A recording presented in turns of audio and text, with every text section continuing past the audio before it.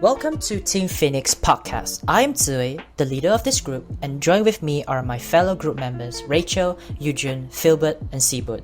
This podcast is created as part of our Life Skills Move project, and this project's aim is for us to work as a group and subsequently execute the project and make an impact to our audience. Now, the reason why we chose to do a podcast, right, is because we saw how others are doing their execution of this Move project, and most of them are very generic, like making an Instagram page or a Facebook page, or maybe making a video about it. But because this Move project gives us the flexibility to do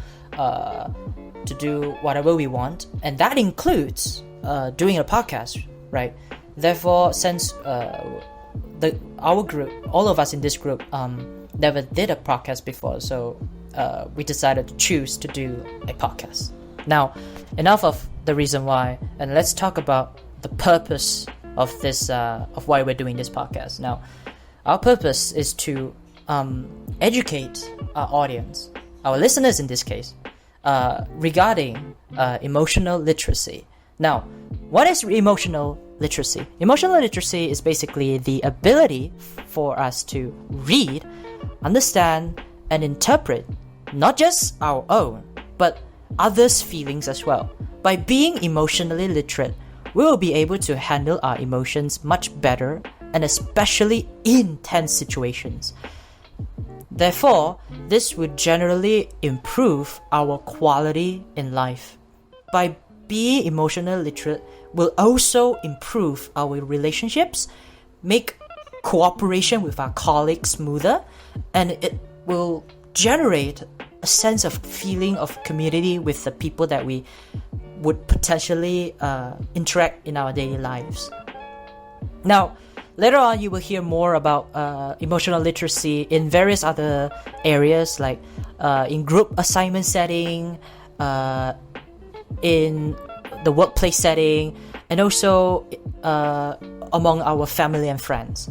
And lastly, we will also be talking about certain techniques in order to make ourselves to be more emotionally literate. So stay tuned. Alright, let's have Sibun to talk about emotional literacy in group assignment setting. Hi, my name is Kwasibun. I will talk about the importance of understanding our emotions in group assignment. If you are a university student, chances are that you have definitely experienced what it feels like to collaborate with people unknown to you. There will be many times your group member may be inactive either just once or twice or very often. Hence, we are very quick to judge and immediately score our inactive group member. However, it is inappropriate for us to do this. Instead, we should be sympathetic. What if our group member is undergoing some kind of trouble in real life? Especially since it is pandemic, many of our lives have changed drastically. Therefore, it is important for us to ask first and understand their situation before making any kind of assumption. By doing so, our teammate will be much more open and honest with the situation, which thus potentially increase our group overall productivity. Besides, we should be open-minded. In my experience, oftentimes the very reason why some of my group members never show up is due to time difference. Due to the pandemic, our classes have shifted online, which also means that not all of our classmates are from the same time zone as me. After realizing this, I immediately apologized to those who I have baselessly assumed that they are incompetent. We are then able to finally proceed onwards with our assignment without much conflicts. And that's all about my experience, and thanks for the listening. Alright, next up we have Rachel to talk about her part on her findings on emotional literacy in workplace setting. Hi guys, I'm Rachel, and I'm going to explain to you all about the importance of understanding our emotion in workplace. We have divided it into 3 different situations. For the first situation is when we're dealing with irritating customer. When dealing with irritating customer, we must show control in our emotions. Not only responding back really will backfire, but it will also ruin our mood for the rest of the day. Hence, understanding and handling our emotion is important so as to regulate our emotions and subsequently solve the problem in a positive manner. The second situation is when we act as an employee. When dealing with negative emotions during work hours, regulating our emotion is very crucial as exhibiting negative emotions will affect not just you, but also your coworkers. Meeting will become less pleasant and overall productivity will decrease. Not only that, it will also affect your reputations within your workplace. For the last situation is when you act as a leader. If you are a leader in a team, understanding the emotions of both you and your teammate is extremely crucial. This is because, according to what I have learned from Daniel Goleman's 6 leadership style on my life skill class, I have learned that depending on certain situations, we should apply different ways in order to account for the different needs of a team. For example, if a teammate is late to a meeting, instead of immediately making assumptions on why the teammate was late, we should instead exhibit empathy and ask why they were late. This is an example of applying the authoritative leader style, which focuses more on being empathetic towards our teammates. By being empathetic, the teammates who was late would more likely to honestly reply what really happened to him, and thus increasing the team's overall trust and sense of community. That's all about the importance of understanding our emotions in workplace.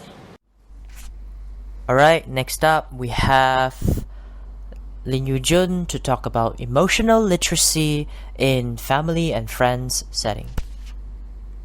Hi, I'm Lin Yujun. I will introduce emotional literacy among our family and friends.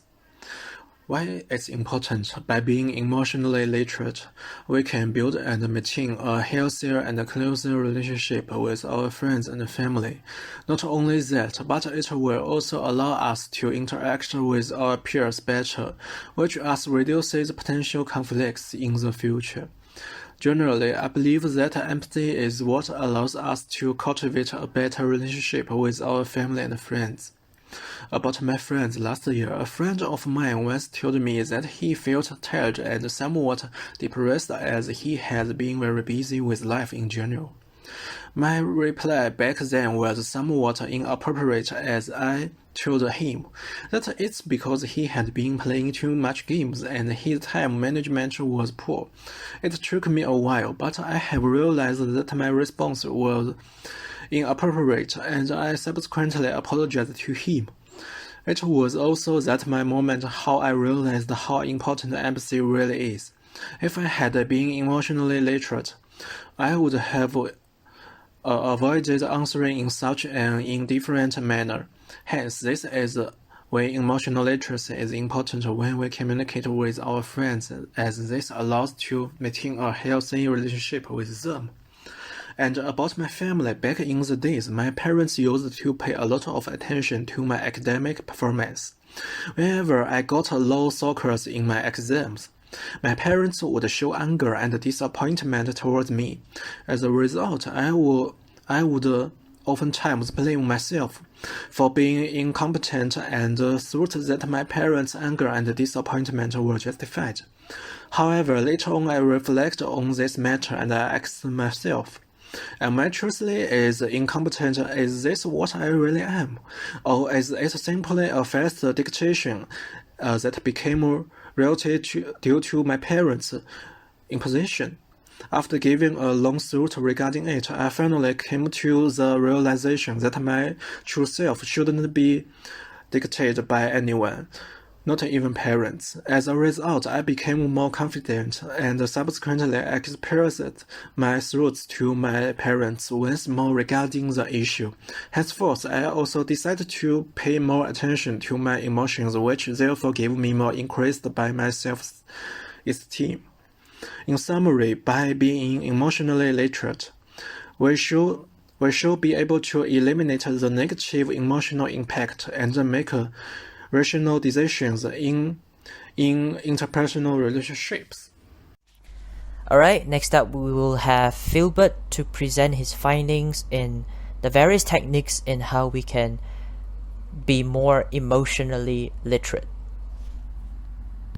Hi, my name is Hubert. Now I'll be sharing 3 different techniques to be more emotionally literate. First of all, we can practice empathy. Empathy is the ability to understand emotionally on what people might feel, see things in their perspective, and imagine ourselves being in their position. By empathizing with others, we are less likely to make baseless assumptions on others during tense situations and thus enable us to manage our emotions without being overwhelmed, even when we are under a lot of stress. So there are a few ways to practice empathy. First of all, you could work on your listening skills and refrain from interrupting when someone is talking. Secondly, could pay attention to the person's body language. This might give you clues in how the person might feel in that particular situation. For example, when you're sharing something with your friends and your friends keep moving, this can explain that your friend might not interested in what you are explaining. Third, could try to understand people even when you don't agree with whatever they are saying. Fourth, could ask people questions to learn more about them and their lives. This allow you to further understand their situation. And lastly, is also the most important, we could constantly imagine ourselves in another person's shoes whenever you feel like you are being inconsiderate, and imagine yourself in another person's shoes tend to open your mind to their perspective better. The second way to be more emotionally literate will be replace your thought in tense situations. So whenever you are confronting negative emotions, try to force it out of your mind and replace it with a different thought.